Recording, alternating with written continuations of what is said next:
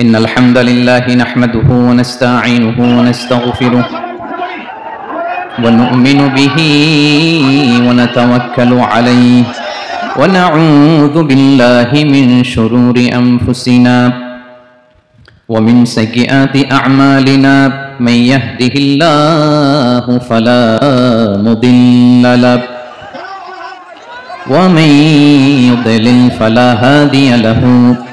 أي فلن تجد له وليا مرشدا ونشهد أن لا إله إلا الله وحده لا شريك له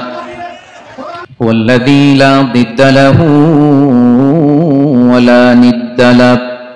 لا مثل له ولا مثيل له لا وزير له ولا كفيل له لا شبه له ولا شبيه له لا ولد له ولا والد له وهو الواحد الفرد الصمد لم يلد ولم يولد ولم يكن له كفوا أحد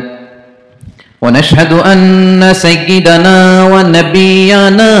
وحبيبنا وبشيرنا ونذيرنا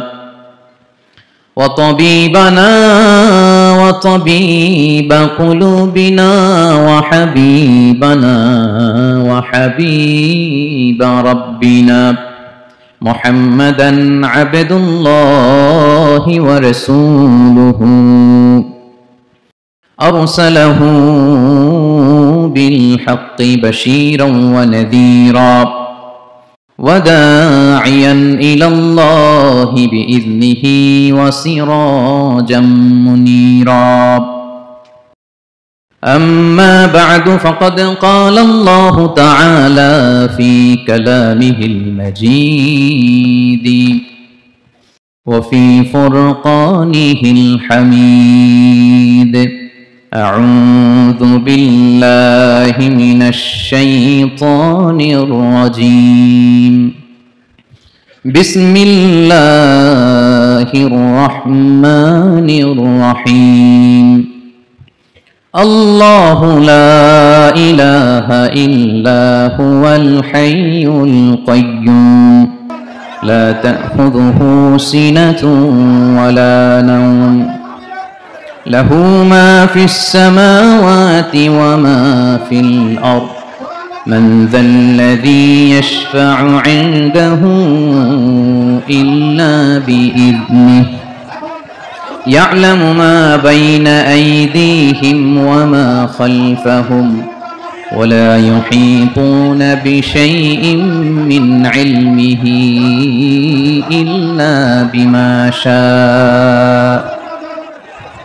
وسع كرسيه السماوات والأرض ولا يؤوده حفظهما وهو العلي العظيم إن الله وملائكته يصلون على النبي يا أيها الذين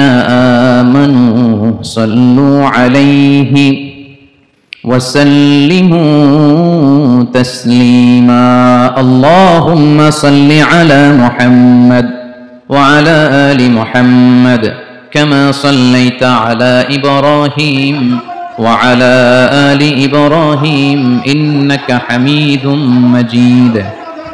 اللهم بارك على محمد وعلى آل محمد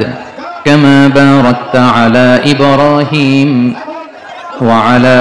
آل إبراهيم إنك حميد مجيد সকল প্রশংসার মালিককে সকল ক্ষমতার উৎসকে কেউ যেটা পারে না পারে কে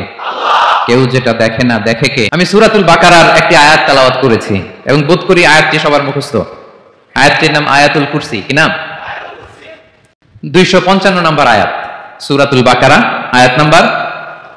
200 সবাই বলুন 255 নম্বর আয়াত মুখস্থ আছে সবার পড়েন তো পড়েন এটা আয়াতুল কুরসি এটা কোরআনের সবচাইতে দামি আয়াত, ৬,২৩৬টা আয়াতের মধ্যে থেকে সবচাইতে দামি আয়াত এটা। আযমু আয়াতিল কোরআনিল কারীম, আল্লাহর কোরআনের সবচাইতে দামি আয়াত, the greatest verse in the Quran. Ubai ibn Kab রাদিয়াল্লাহু তাআলা আনহুকে বিষ্ণু সাল্লাল্লাহু আলাইহি ওয়াসাল্লাম জিজ্ঞেস করলেন, উবাই বলো তো কোরআনের কোন আয়াতটা সবচেয়ে সেরা? উবাই জানেন, তারপরে বললেন আল্লাহু ওয়া রাসূলুহু আ'লাম, আল্লাহ আল্লাহর রাসূল ভালো জানেন। দেখেন কত বিনয়ী ছিলেন সাহাবারা, জেনে উত্তর দিতে চাইতেন না, ভাবতেন না জানি বিষ্ণুনবী নতুন কিছু আমাদেরকে জানায়। বিষ্ণুনবী আবার বললেন, তুমি কি জানো কোরআনের সবচেয়ে শ্রেষ্ঠ আয়াত কোনটা?